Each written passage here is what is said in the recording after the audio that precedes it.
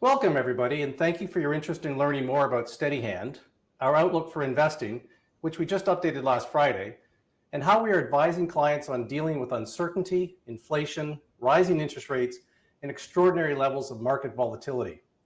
I'm David Toyne, Chief Development Officer for Steadyhand, working in our Toronto office. I'm joined today by my colleagues, Laurie Norman and Salman Ahmed. Laurie is a senior partner working directly with our clients, and Salman is our Chief Investment Officer and works closely with Tom Bradley, managing our investment operations.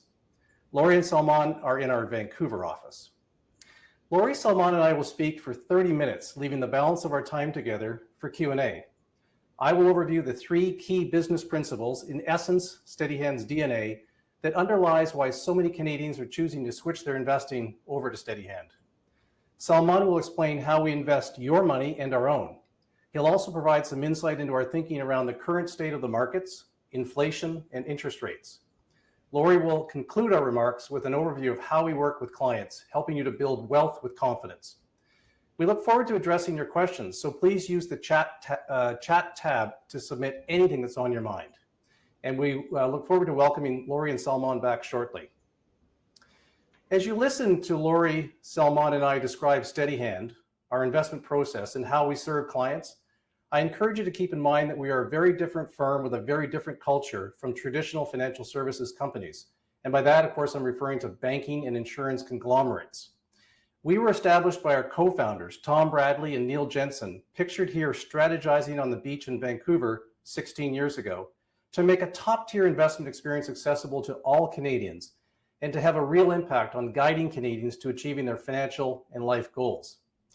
At that time, and indeed continuing to this day, they saw how the industry's self-centered attitudes and behavior gave Steadyhand a huge opening to help Canadians solve for their retirement investing challenges, to effectively make things simpler, easier, more human, better aligned, and ultimately more trusting. So how do we solve for Canadians' retirement planning and investment challenges? It's not enough to say trust us. We must prove it with our actions. And for us, transparency is a primary component of an honest and trusting relationship. We do it first and foremost as an independent, employee-owned company, unbeholden to outside influences or public shareholders. When you deal with Steadyhand, you're dealing with us as owners, allowing us to take a long-term view and to put client interests ahead of our own when making decisions. We have no sales targets. No one at Steadyhand is compensated based upon gathering assets or scaring new clients. Instead, we focus on investing and advising clients. And clients find us through word of mouth or their own research.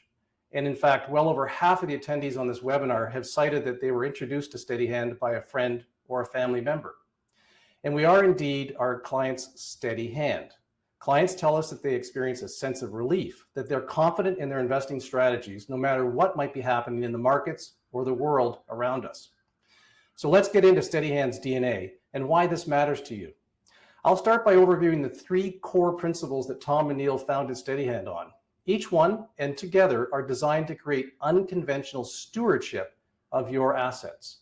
Indeed, Morningstar, a leading international investment rating organization, when they first brought stewardship grades to Canada a little over 10 years ago, gave Steadyhand the only perfect 8 out of 8 grade out of 27 investment firms they analyzed. Their stewardship grades rated the alignment between an investment company like Steadyhand and its clients. The first of these principles is that we are invested alongside our clients. We eat our own cooking. As a group, Steadyhand employees and our families are the largest investors in our own funds, with over $44 million of our own wealth invested alongside our clients. That represents 92% of our team's family financial assets. Now, why is this important to clients? Because we feel there's no better way to illustrate a commitment to our investment philosophy and business approach, and ultimately our clients, than to put our money where our mouth is. The second principle is that we charge fair fees. Fair in that they are roughly half of what you pay at a bank, insurance company, or a traditional advisor. And fair in that Steadyhand employees and partners pay the same fees as their clients do. There simply are no special perks for us to invest in our own funds. But also fair that gets even fairer on two additional dimensions. The first dimension is that fees decline as a client's assets grow, either by way of additions to an account or by market growth. The second dimension is a loyalty discount. Now remember, investing is not a short-term exercise. It's designed for the long term to produce long-term rewards. So it just makes sense to reward long-term investing and loyalty with lower fees. So on the 5th and 10th anniversaries, we lower client fees by 7% each time. And believe it or not, Steadyhand remains the only investment firm in Canada to reduce client fees based on loyalty. In our industry, the incentives and the rewards tend to go to the new customer. But again, Steadyhand is not a bank, so we get to think and act differently. Now, these discounts all add up to our clients paying an average fee of just 0.92%, which includes our advice, service, and investment funds, as well as any sales taxes, GST or HST. There simply are no other hidden fees, costs, or commissions or charges of any kind. So you know what your fee is in advance before you invest. Now, why is this important? Well, there's at least 2 key reasons. For many Canadians, the investment fees they pay, and regrettably too many people are not even aware they pay them, are one of their top 10, possibly even top 5 annual family expenses. And in investing, the only certainty is the fee you will pay, and it is indeed controllable. The third principle is transparency. It's an enormously important part of building a trusting relationship. And certainly we're committed to transparency in the way we manage our business and communicate with clients and the community at large. But most importantly for our clients is the way we communicate their own unique investing situation. And we do this in our quarterly statements. The first summary page of a quarterly statement recaps a client's account and holdings, showing clearly their fees paid in both percentage and dollar terms. And until regulators force the industry to report fees, investment firms largely ignored reporting them to clients, or they were buried on page 17 of a 39-page monthly statement. But Steadyhand has reported fees since we opened our doors 15 years ago. The second summary page shows the client's asset mix. That's the important blending of stocks, bonds, and cash that reflects the investment purpose and tolerance for volatility and risk of the investor. It also shows performance after fees and shows how much the investor has contributed themselves and how much the portfolio has gained or possibly lost, both in tabular and graphical formats. So investors can quickly assess whether they're on target or need to do some course correcting. In addition to quarterly statements and reports, Steadyhand produces a regular stream of ongoing communications, including our blog and newsletter, which I encourage you to sign up for. The blogs include Tom's bi-weekly financial post articles, as well as other timely topics. Our website and client portal also include handy tools and calculators. For example, should I take CPP early or later? And if I only have limited funds to invest, should I make an RSP or a TFSA contribution? And other great planning tools. But the most important and valuable part of a client relationship with Steadyhand is the ongoing, accessible, clear-cut advice and service that we provide through our team of investor specialists. We think it's indeed the most important thing we can do for our clients. Supporting you through the inevitable ups and downs of investing with loads of communication, advice, and guidance, providing a steady hand in turbulent emotional times is the focus of our team's energy and efforts in working with our clients. And you'll hear a lot more about this shortly from Lori. But ultimately, what do these 3 principles or values mean for our clients? And why do so many clients, in fact, other investment management firms, refer their friends and family to us? Well, in our experience, it gives clients the confidence that we're running Steadyhand with their interest in mind, not ours. And I'm pleased to welcome Salman back and hand the presentation over to Salman, our Chief Investment Officer. Thank you, David. And thank you all for committing time to Steadyhand today. As David mentioned, I'm the Chief Investment Officer at Steadyhand, and ultimately I'm responsible for all investment decisions. So I'll be speaking today about how we invest your money and our money. But before I get into the nitty-gritty of it all, I think it's important to address the elephant in the room. This is a really stressful time. Investors are concerned, they've got lots of worries, markets have been volatile, and bonds, which are supposed to zig when stocks zag, haven't really fit that pattern. In fact, their prices have fallen too, all against this backdrop of uncertainty around is COVID over, or are we just in this little bit of a lull right now? Russia's attempted invasion of Ukraine, some major lockdowns in China, which produces so much of what we consume. And so these issues have converged into some of the highest inflation we've seen in decades. So stocks have been volatile for sure, but But I think more than that, people are just feeling anxious.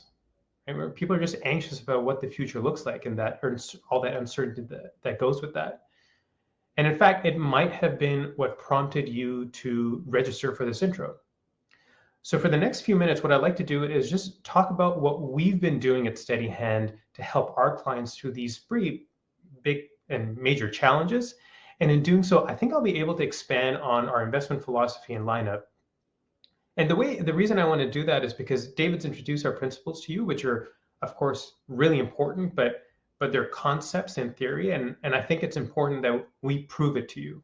And the proof is in the pudding, and I think we'll be able to do that. So first and foremost, we've been accessible.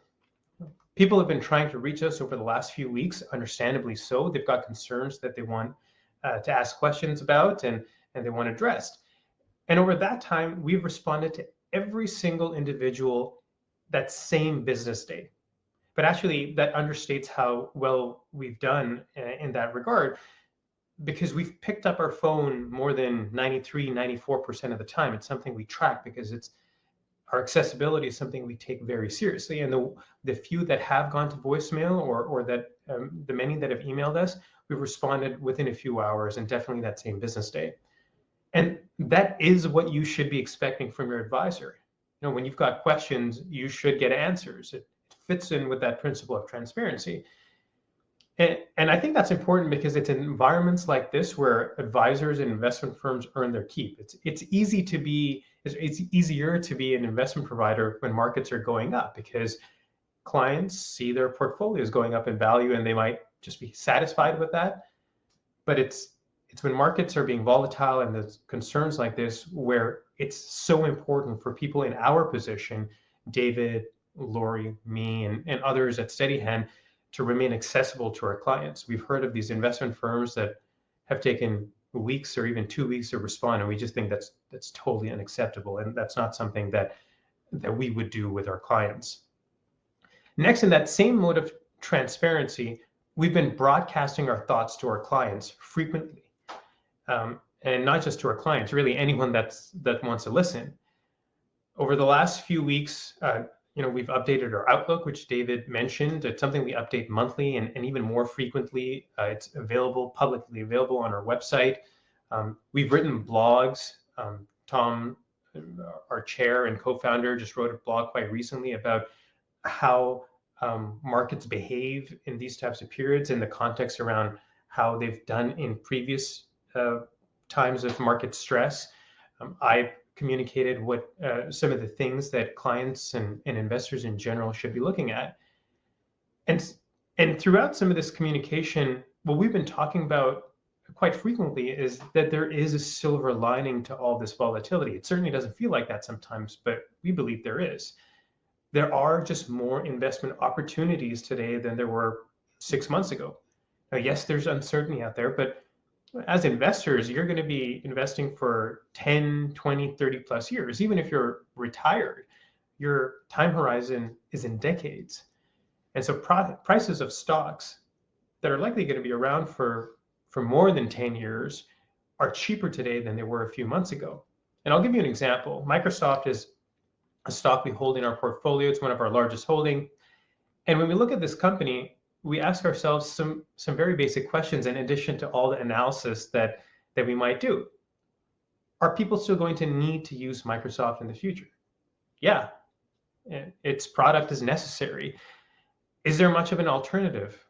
No, there isn't much of an alternative. If you work for any business, you run your own business, you likely use Microsoft. This presentation was built on Microsoft. And so much of what we consume actually is being run on Microsoft as well, through even things that we don't see, such as cloud and other things that Microsoft produces. And can it raise prices without much blowback? Yeah, probably.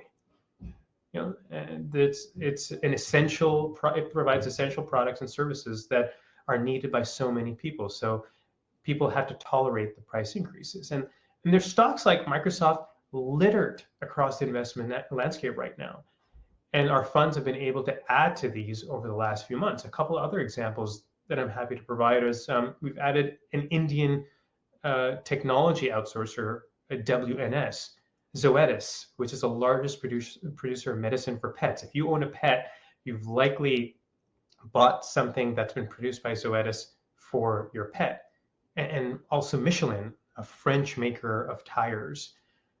Now, of course, it would be difficult for any person to figure out which stocks or bonds to invest in this type of environment, or for that matter, how much.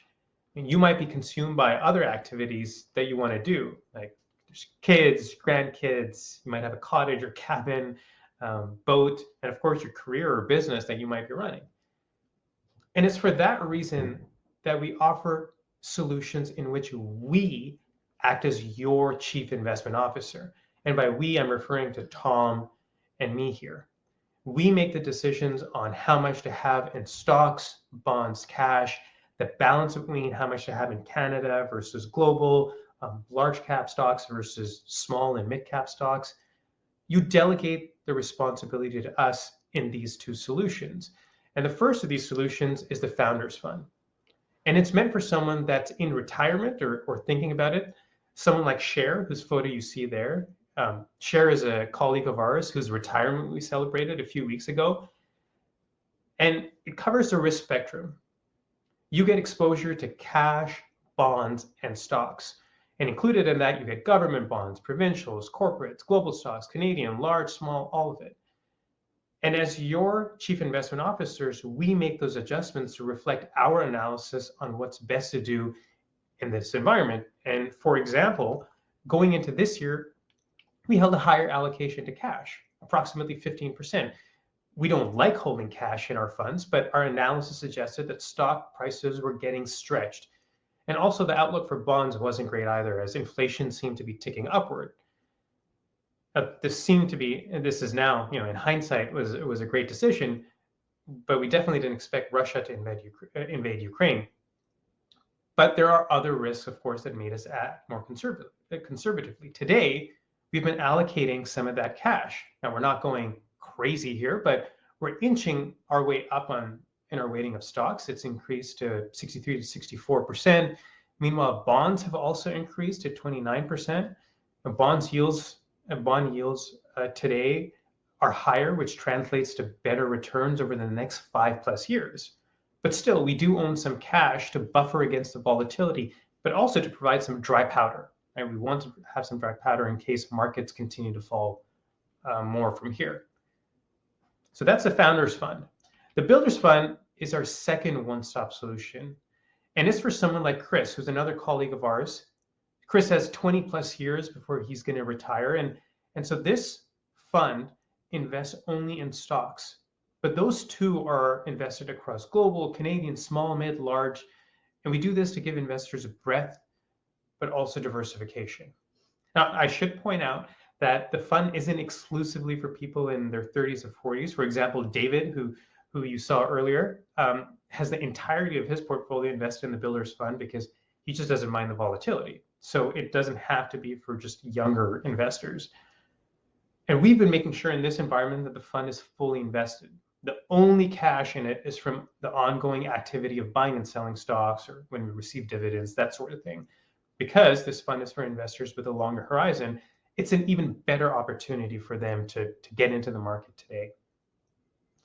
And the other very important role of a chief investment officer is not just, one role is to manage the mix of the funds, but is also finding the right people to manage your money. And we're quite unique in that we don't have internal teams that decide which global stocks to buy or which small companies to invest in, or whether RBC bonds are better than Bank of Nova Scotia bonds. Instead, we scour the world to find top-tier investment firms that are leaders in their field. And each one of those firms you see on your screen are experts in what they do. And they're not really accessible unless you've got millions and millions of dollars to invest, if at all. For example, Times Square Capital is a leader in small cap investing, and it only works with clients that have many hundreds of millions of dollars to invest. And Tom and I spend a ton of time on this. Ultimately, it's our responsibility to find these top-tier investment managers. We meet dozens of managers, between 50 to 70 new managers every year from around the world to ensure that we've got the best available to manage your money and our money. Now, you might be wondering how you should figure out which one of these funds to invest in, which one of these. And well, the reality is you don't have to, and that's the work our team does with you. Our investor specialists will go through the discovery process and advise you on this very topic. They might suggest a founder's fund, they might suggest a builder's fund, or perhaps some combination, or maybe neither. They might suggest that you invest in one or a combination of our complementary funds to ensure that your portfolio is right for you. So these funds here, they cover the risk spectrum, and they're managed by those same external experts I mentioned that are also part of our Founders Fund and Builders Fund. And I think I'll give you an example to bring this to light. We recently onboarded a retired couple, and during that discovery process, we concluded that the overall portfolio should look like the Founders Fund. But this couple likes to build their own portfolio. So about 30-ish% of their portfolio is invested in Canadian stocks at a discount broker. So if we invested their Steadyhand portfolio in the Founders Fund, their overall mix would have way too much in Canadian stocks. So what did we do? Well, instead, we complemented their Canadian stocks that they have at their discount broker with the income fund, global equity, and global small cap funds at Steadyhand. So just to recap, our fund lineup consists of 8 funds in total. Our Founders Fund is ideal for clients close to retirement or in retirement, while our Builders Fund is perfect for growth-oriented investors. And these are by far our most popular funds because clients like that they can delegate the investment responsibility, managing the mix and picking the best investment experts from across the world to Tom and me. Our 6 complement funds are for those that don't fit in those 2 categories. And these 6 funds also cover the risk spectrum. And those principles David mentioned, they're not just words. We practice them. We've showed you how we're aligned by how much we invest alongside you. You've heard about how we ensure fees are fair. And now you've seen how remaining accessible and communicating frequently goes towards our efforts to be transparent with our clients and investors in general, especially in stressful times like we're going through right now. I will now pass it over to Lori, who's going to talk about what the client experience looks like and who our clients work with and what their journey looks like when they go through from being just curious about Steadyhand to being our partners and clients. Lori, I will pass it over to you. Thanks, Salman, and thanks for being here. I am Lori Norman, and I work on our client service team. And our team really is the front line. So we're usually the ones that you have the most interaction with at Steadyhand. Our primary role is to provide investment advice, guidance on portfolio building, and service. And I'm going to touch on 3 things today: how we work with clients, what level of advice is that we provide, and what the process looks like if you decide to join Steadyhand.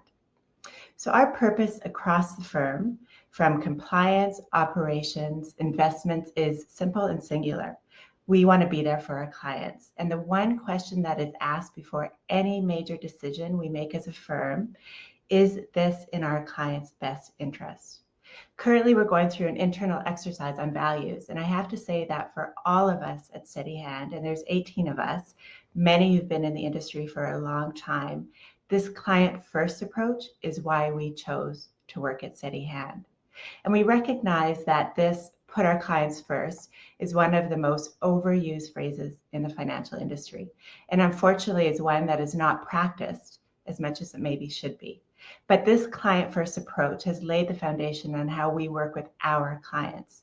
As David mentioned, we have no sales targets at Steadyhand. Our compensation is not based on new clients or additional money being added.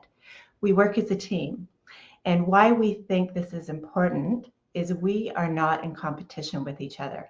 We share ideas all the time. We discuss our clients' situations with each other, and often we'll bring each other into client meetings, either to fill in gaps of areas that maybe we're not as strong as. Evan, my colleague, for example, loves talking about CPP and OAS.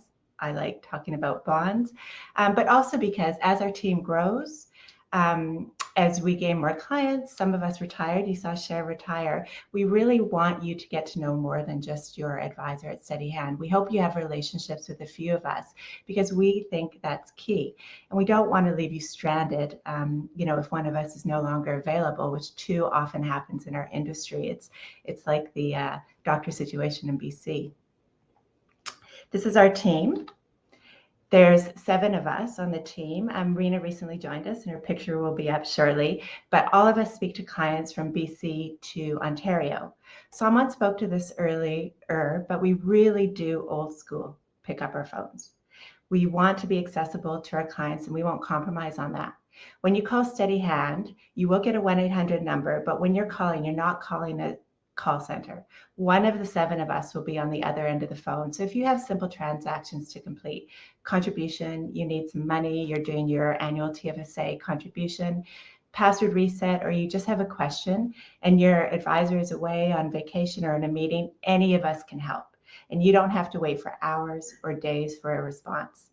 For more in-depth discussions or an annual review, which we really encourage, or even, I'm kind of panicking here, help, we really encourage our clients to set up a meeting with their main Steadyhand advisor. And this is the advisor who, you've had your initial meetings with, who's helped you, guide you on building that portfolio, who has a plan in place, and has really got to know you over the years. Who becomes your main person at Steadyhand is really up to you. Clients often reach out to us based on family and friend referrals. They maybe choose us based on their location, as many of us are starting to meet more and more in person. Maybe they've read our bios and there's a commonality there, or maybe, well, Lisa's only available at this time, I'll book with her. But we really encourage you to reach out who you think might be a good fit. If you don't know who that might be, reach out to myself or David, or send an email to info@Steadyhand with a little bit of information. We'll absolutely try to match you with the advisor we think will be a good fit. I want to move on to the advice that we provide. We believe this is one of the most important things we can do for our clients, and that is being our namestead, Steadyhand. This means during the stock markets, when they're as uncertain as they are now, we really are here to help navigate through that and offer advice on your investment. And, we talked about transparency, but there's that honesty too. So, even if it's hard advice to give and a bit hard to receive, we really want to give you advice that's in your best interest and, in zero judgment with that. As a client of Steadyhand, as Salman mentioned, you are delegating the individual investment decisions to us. So we are your chief investment officer, but everyone's situation is different. There absolutely is no one size fits all. And that's where the collaboration and engagement from our clients is so important. For us, investing isn't just about picking a fund that seems like the right fit based on a quick conversation on what you think your level of risk is or what rate of return you're expecting. And this one drives me crazy based on your age. We want to know what your goals are around your money, your current financial situation. Are you saving? What are you saving for? Do you have any debt? What kind of accounts do you have? Most of our clients have multiple goals with different time periods, and it can be overwhelming to decide what account type to start with and the rules around those account types, or how much you should be contributing and saving within them.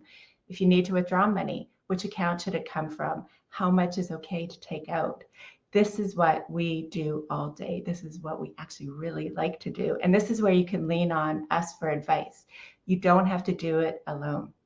I would also say that there are situations and times where we know our limits. So if we feel that you have more moving parts, multiple moving parts, maybe you have a corporation, maybe you have blended families, and you needed more advice than we can give, we're absolutely will introduce you to independent financial planners, of which we know many in Canada, a lawyer if you needed, an accountant, etc. We have a broad resources to draw on and really great relationships.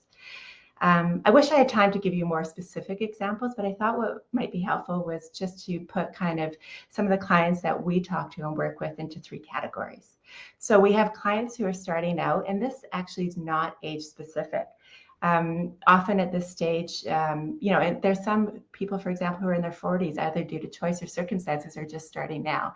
But this is really the 101.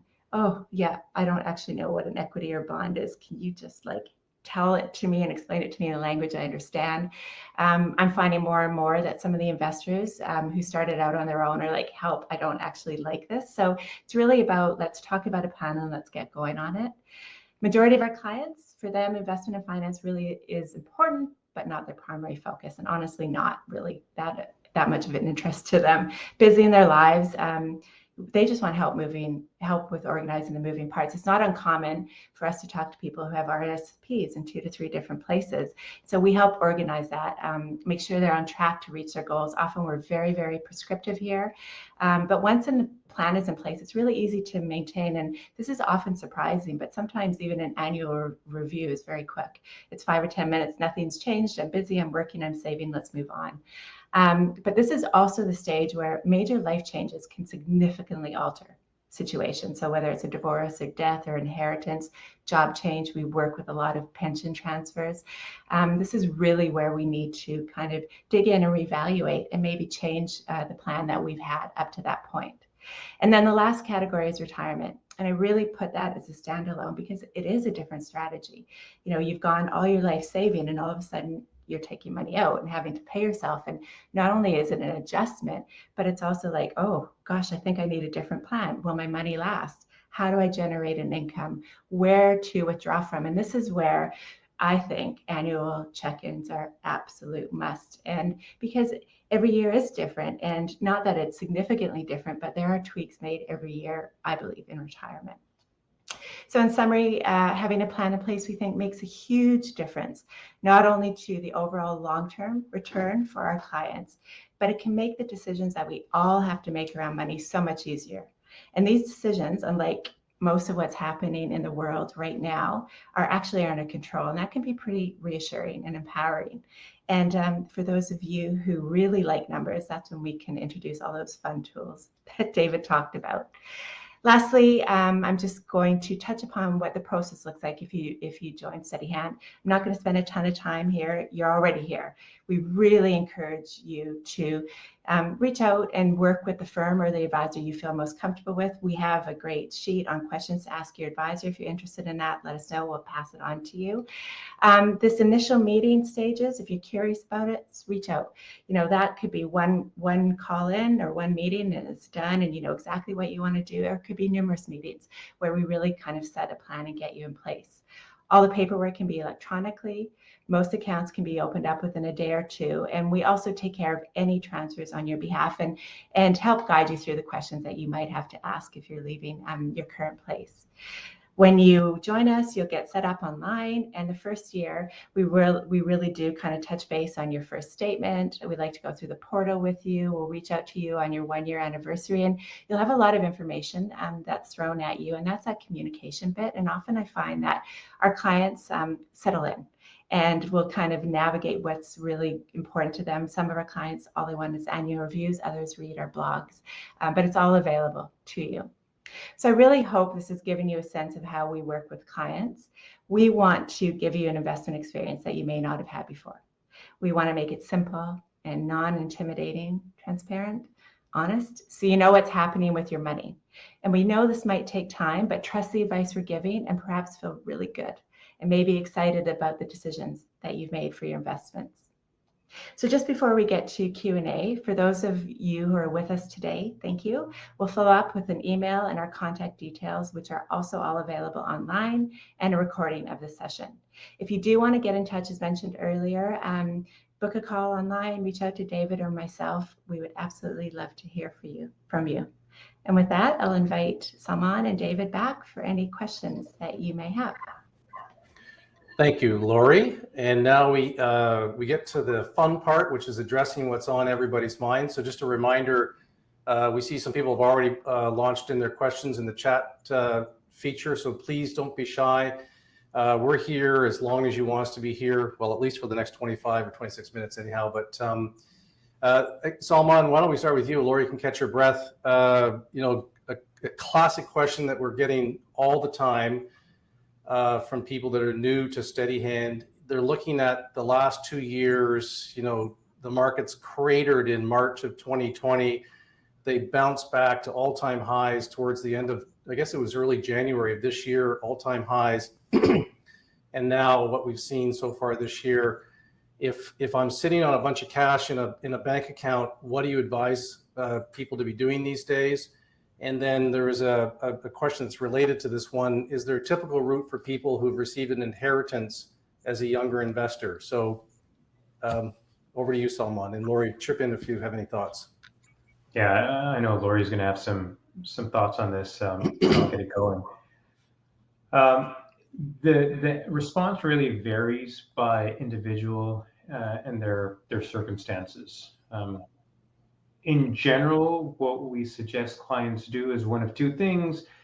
You can either put all your money to work into the market, or you can do what's known as dollar cost averaging, where you put in, let's say, a certain amount every month over 6 months or a year. In this type of market environment, we lean more towards the lump summing part because markets are generally, they've fallen, they're more attractive.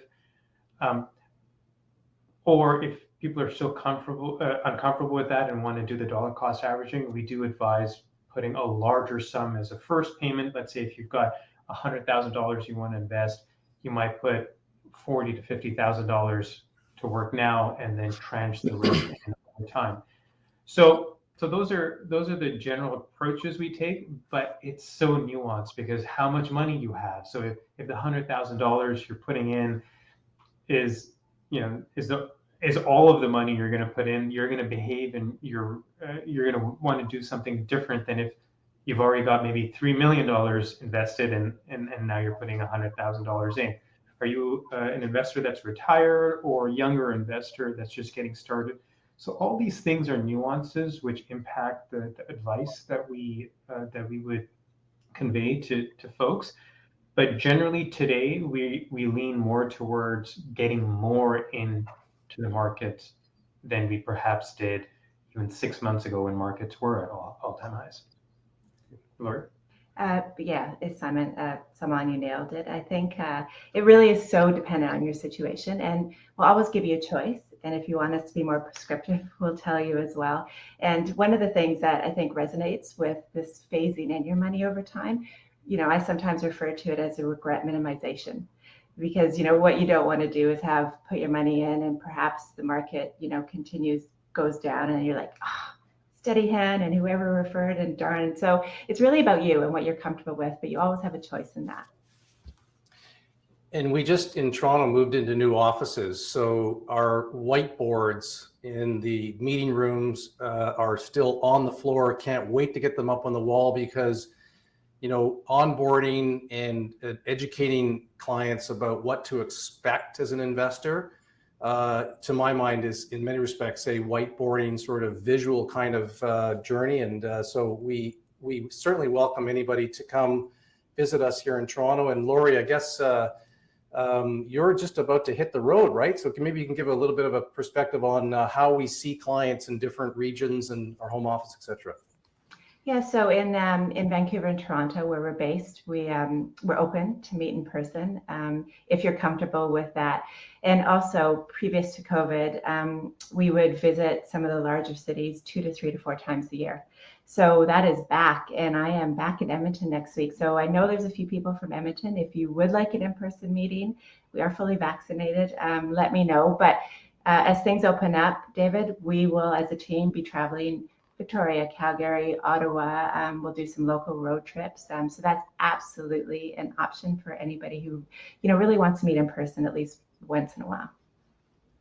Yeah, it's remarkable that it took COVID for us to actually realize there's this virtual, webinar, or there's Teams or Zoom calls that we can have, but there's nothing like, getting sort of face to face, and we really enjoy that. So we can't wait to get on the road as well. Lori, there's a question here, just sort of picking up on your comment about building a portfolio at Steadyhand around a client's other portfolio. Maybe they've got some dividend stocks, and Salman, you kind of referenced it as well. Is there a charge for doing that sort of portfolio review, or kind of incorporating, integrating somebody else's portfolio into what they might do with us? Thanks, David, for asking, and I did fail to mention that. No charge, and we absolutely would be happy to do a review on your current portfolio. There's a few reasons. If you do it yourself, if you're all Canadian, for example, in your portfolio, maybe with Steadyhand, you may have more of a global stance.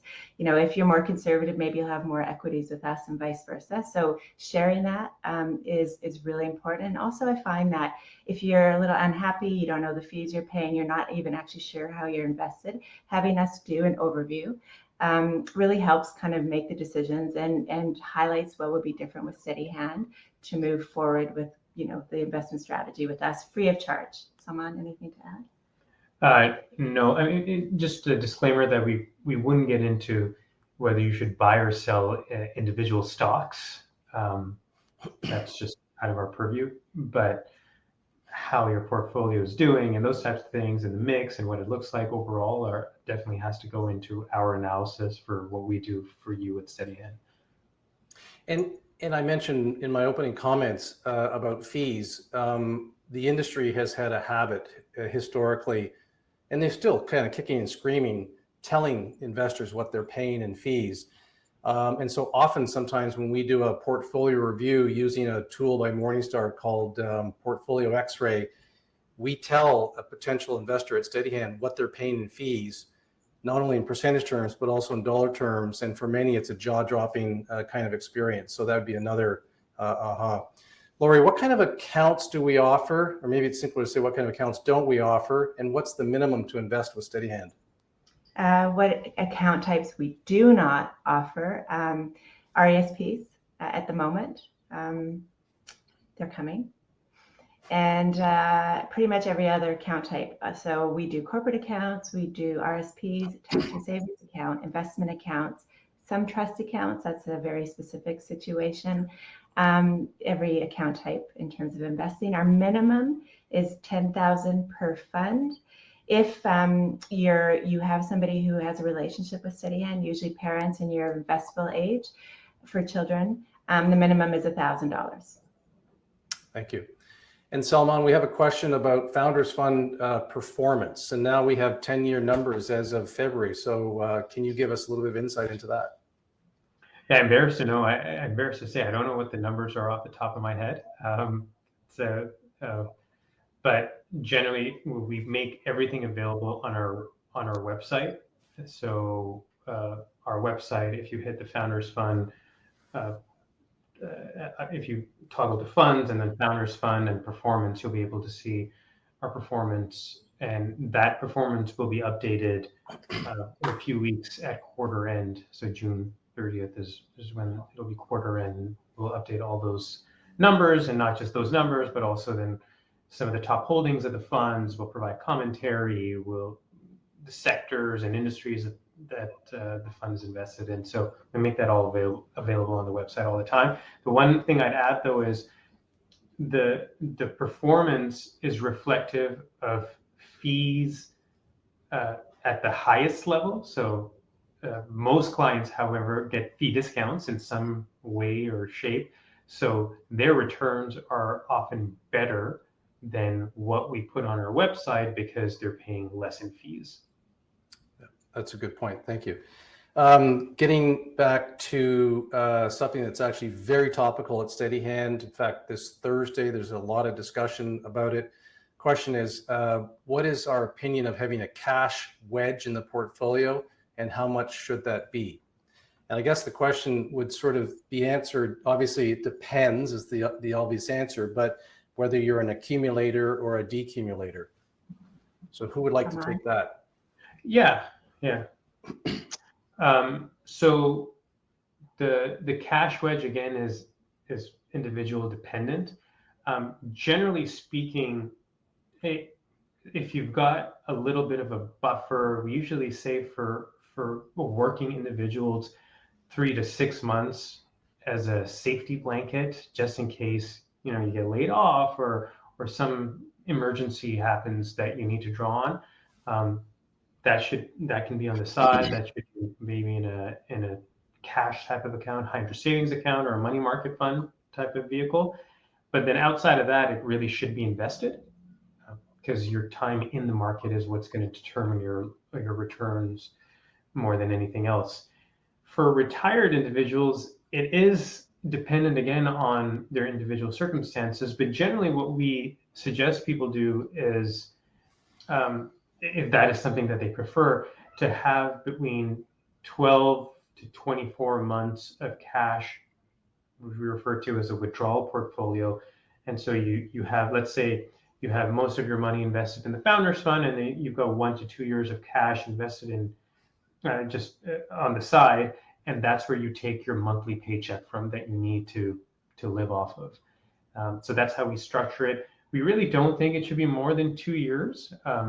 After it's definitely not over 3 years, but generally when you get into the 2 to 3 year, you could raise some questions. And if people are super risk averse, then maybe, but definitely not more than 3 years of a cash reserve. And we just need to clarify for one of the attendees. They're saying, did we say that we do not offer RRSPs? No, in fact, the only account type that we don't offer today are the educational savings plans and the disability savings plans. So the RESP and the RDSP, but there are plans afoot for at some point in the not too distant future to include RESPs, but virtually every other account type is offered. I also want to call out one of the tools on our website, which is the volatility meter. When we're talking about investing strategies, we're talking about cash wedges, and we're talking about dollar cost averaging or lump sum investing. It's really helpful to use that volatility meter as a way to frame the conversation around how markets work. And it's a very, very powerful tool. And I would encourage you to check it out yourselves, or if you want to give us a call, we'd be happy to collaborate with you and walk through that. Salman, you have not yet released your video on volatility meter, our most popular tool, yet, have you? No, not yet. So a little carrot for people to sign up for our blog. You'll get notified when we release that video, but yeah, we're doing more video content, and one of those videos will be on how to use that volatility meter, which is the most popular tool on our website. In fact, we know that many of our competitors use it too, because they find it quite handy when they're working with their clients. Right on. Well, I think we'll close, but don't leave the webinar just yet, because I want to explain a couple things. First, we're extraordinarily proud of what we've accomplished in 15 years. We now have close to 3,800 clients, 2,400 households in 5 provinces in Canada. We look after over $1 billion of clients' retirement and other savings and investing. And the average age of a client of ours is about 57, and they have just shy of $500,000 invested with us. We're very much focused on providing a top-tier investment experience to virtually all Canadians. So, even though our minimum is $10,000, we really are trying to have a positive impact on more and more Canadians. So we encourage you, if you liked what you heard today, feel free to share the recording that you're about to receive with your friends and family or colleagues. We have a survey that we're going to ask you to complete. It's so important for us to hear what you have to say. You can determine how you would like us to follow up with you, if you would like us to follow up with you. And if you would like a hard copy of Tom Bradley's third in his trilogy of books, It's Not Rocket Science, Plain English Advice for Managing Investments, just give us your mailing address and we'll be happy to drop that in the mail to you. So with that, Lori, Salman, thank you. And to everybody who attended today, thank you for your interest in Steadyhand. Thank you. Bye-bye.